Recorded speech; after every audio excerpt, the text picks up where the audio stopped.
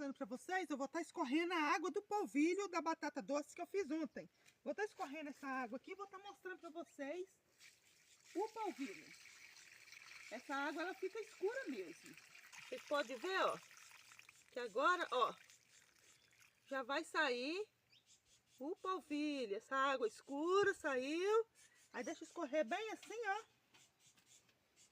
Pra sair um pouquinho dessa água escura.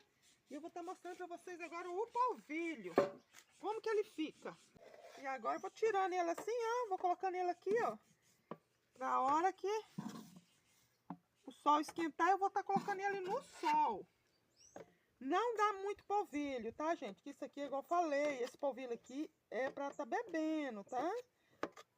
Isso aqui é pra remédio, esse polvilho. Aí tem pessoas que vão pensar, ah, mas só deu isso aí? É pouquinha batata, né? Isso aqui é polvilho de batata. Quando